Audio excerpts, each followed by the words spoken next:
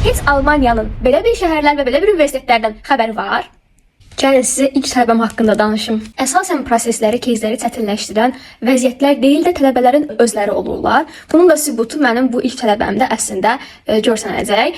Sənaye mühəndisliyi təhsilini almışdı bakalavrda və IELTS almadan sadəcə ingilis dilini təhsil aldığı üçün bu sənədlə Almaniyada təhsil almaq istəyirdi, master təhsil almaq istəyirdi. Bu mümkündürmü? Əlbəttə mümkündür. Amma və lakin hər istədiyiniz universitetə bu tələb aid deyil, bu şərt aid deyil. Mən bu tələbəyə ona uyğun olan həm kredit baxımından, ixtisas baxımından, həm də dil sertifikatı baxımından uyğun olan bütün universitetlərin siyahısını ona göndərdim.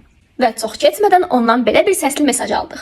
Heç Almaniyanın belə bir şəhərlər və belə bir universitetlərdən xəbəri var? Bəli, təsəvvür edirsiniz, yeni başlayan, təcrübə proqramından çıxmış olsam da, yeni başlayan bir işçi olaraq heç hazırladığım və ilk atdığım siyahıya belə bir reaksiya verməsi mənə azcıq qorxutmadı deyil yəni. Amma mən özümü itirmədim və tələbəni görüşə çağırdım və bundan sonra proseslər çox normal irəlilədi. Müraciətlərimizi gözlədik. Sadəcə olaraq tələbənin backgroundu çox zəif idi. Həm IELTS sertifikatı almırdı, eyni zamanda GPA aşağı idi və kreditləri Almaniya kreditlərlə üst-üstə düşmürdü. Bu isə nə tələbənin günahı idi, nə də bizim. Amma biz nə etməli idik? Bu tələbəyə qəbul almalıydıq. Nəticə nə oldu? Nəticədə isə tələbənin siyahıda bəyənmədiyi, sadəcə adını bilmədiyi üçün ön yargılı olduğu universitetin imtahanına girdi. Həmin universitetdən qəbul aldı.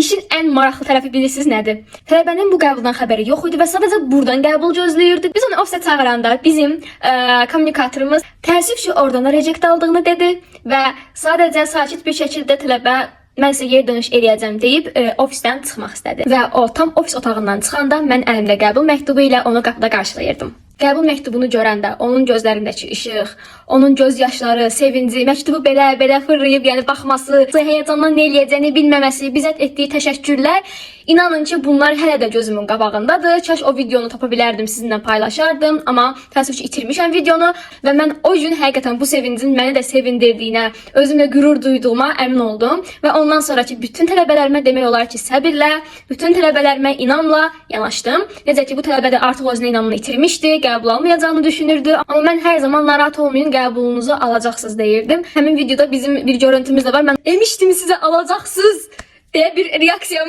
var idi.